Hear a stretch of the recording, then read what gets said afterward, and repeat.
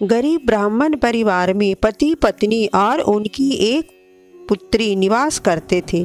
सारा परिवार प्रभु भक्ति में लीन रहता था।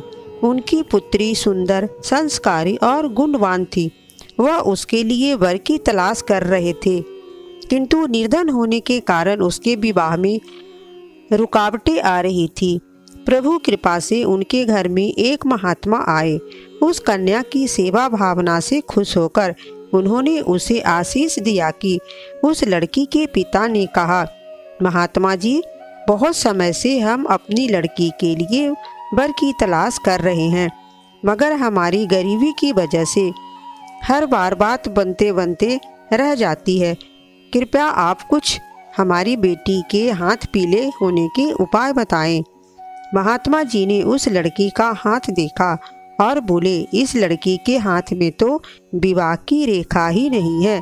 लड़की के पिता बोले, माफ़ करना महात्मा जी, मैं आपके कहने का तात्पर्य नहीं समझ पाया।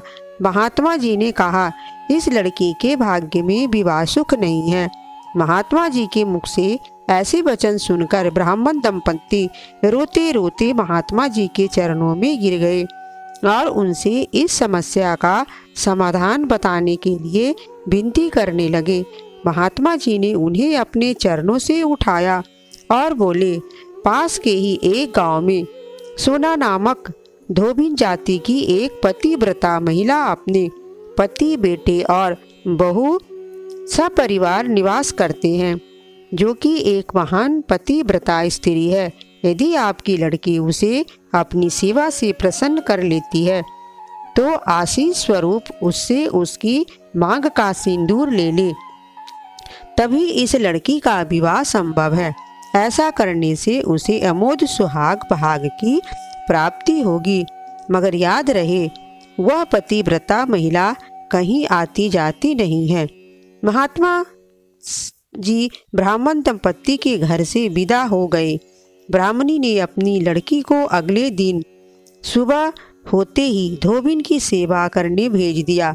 लड़की पूरे दिल से सोना धोबिन के घर की साफ सफाई और अन्य सारे कार्य कर उनके उठने से पूर्व ही अपने घर लौट आती।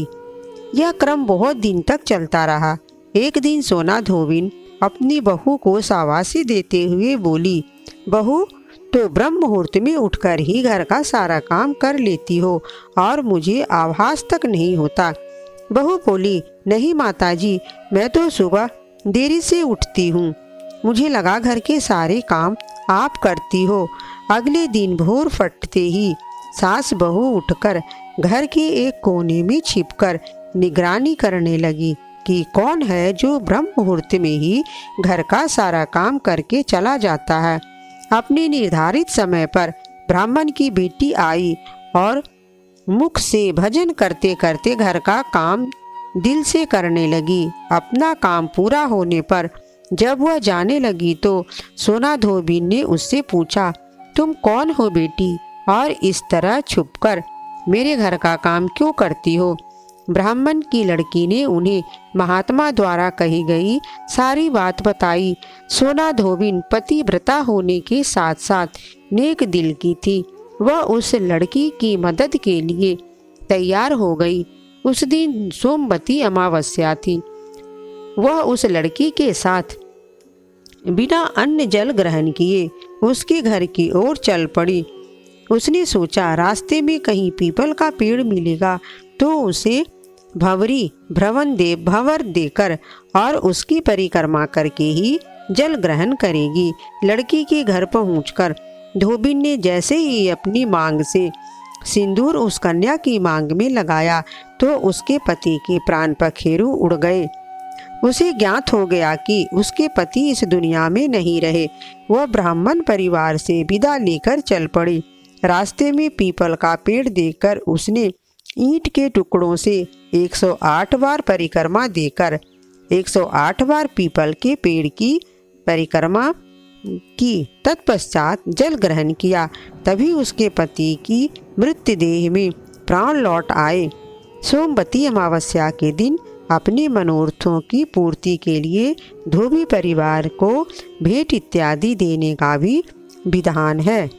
बोलो विष्णु भगवान की जय।